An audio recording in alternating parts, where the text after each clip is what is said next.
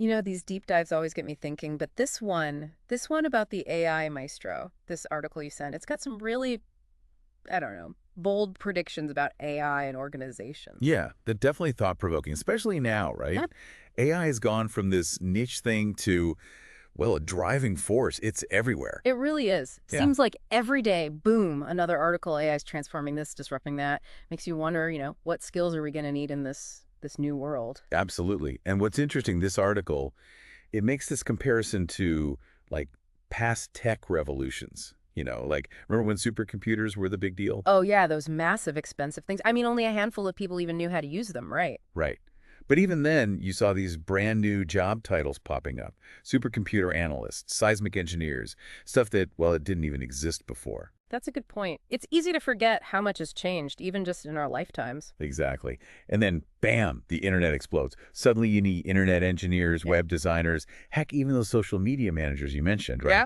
Each wave, it brings its own, like, demand for these specific skills. Oh, I remember when social media manager sounded like, I don't know, something out of a movie, not a real job. Now it's everywhere. So is this article saying AI is going to be even bigger than the internet in terms of jobs? Well, it argues that AI, it's not just going to automate things, right? It's going to create this need for entirely new roles to manage all the complexity that comes with it. Yeah. One of the big ideas is AI agents. AI agents, like Hmm. secret agents, but with algorithms and stuff. Not exactly. Haha. Well, that does sound pretty cool, I'll admit. Think of them more like individual AI systems within an organization. Okay. So your CRM, marketing automation, those chatbot things you see popping up everywhere, even predictive maintenance systems, all of those could be considered AI agents. Okay, I'm starting to get it. But if these AI agents are already doing specific tasks, why do we need a new role to manage them? That is where the whole AI Maestro idea comes in. See, the article says that as organizations start using potentially like tens of thousands of these AI agents, you're going to need someone to kind of orchestrate them. Orchestrate them. Yeah, make sure they're all working together effectively, ethically. Imagine a conductor leading an orchestra, but instead of instruments, it's, algorithms and data. So it's not just about building the AI, it's about conducting it. I like that. But the article, it goes even further, right? It starts talking about the art of AI. And that's where I get a little lost. Like, how do you go from code to something you'd consider art? I have to admit, when I saw the art of AI, I thought, did they misspell something? How do you go from like ones and zeros to art? It is a fascinating idea, right?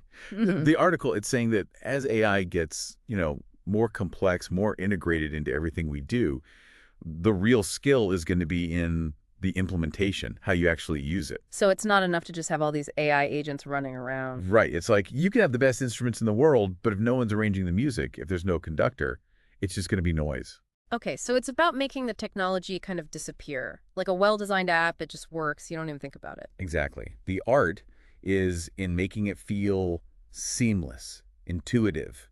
The AI should be giving you insights, helping you make decisions that make sense, not just spitting out data. And it has to interact with people in a way that's, helpful, not creepy. So the AI might be crunching numbers, but it takes a human to actually make that meaningful. Yes. And to do it ethically, right. That's part of the art too. Building in safeguards, anticipating those biases we were talking about. It's a constant process of refining how these AI agents work, how they interact with each other, and how they interact with us. That makes a lot of sense. You need someone who gets the tech side, but also the human side, the ethics, the social responsibility, all of that. And that's why you're seeing these predictions about job titles like, get this, AI artist, alongside your data scientists and engineers. AI artist. I kind of like that. Has a ring to it, doesn't it? I can see the business cards now. But it's not just like a theoretical thing, right? This article mentioned Oral Roberts University, ORU, as a place that's already doing this. They're a great example. They're using AI in ways that, honestly, I hadn't even thought of. And it's not just about being cutting edge, it's about actually improving things. Like, what are they doing specifically? Give me the highlights. So they're using AI to personalize learning paths for students, connecting them with the right mentors, resources. They're even testing out AI systems that can give real-time feedback on student work, like presentations. Wow, that's pretty wild. It sounds like they're really weaving AI into the whole experience. Right. And that's the key. It's not just about the tech itself, it's about the integration, making it so essential you don't even notice it.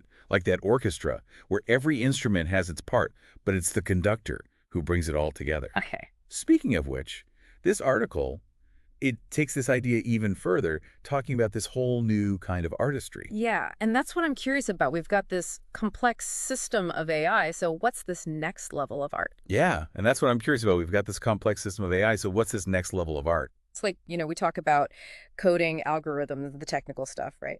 But this is about stepping back and looking at the bigger picture, how AI fits into the organization as a whole. Holistic, right. Okay, you're going to have to break that down for me. What does that actually mean in the real world? Well, the article, it makes this point about AI making decisions. And whenever you have decisions, you have to think about the ethics of it all, right? Like, are there any biases baked in?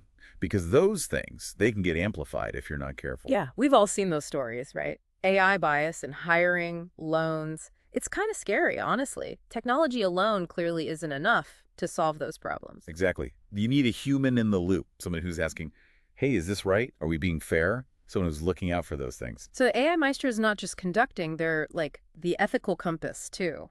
Strategist, guardian, all rolled into one. That's a great way to put it. They're the bridge between all this amazing AI potential and the impact it has on, well, on us. People, organizations, society. Makes sense. The more powerful AI gets, the more we need people to make sure it's used for good. And that brings us back to you listening right now. This article, it ends on this question. Is your organization ready to not just react to AI, but to really orchestrate the future with it? Whoa. That's a big one. And honestly, it's not just for tech people, is it? No matter what you do, AI is going to be a factor. Right. It's here, it's changing things fast, and we all have a choice.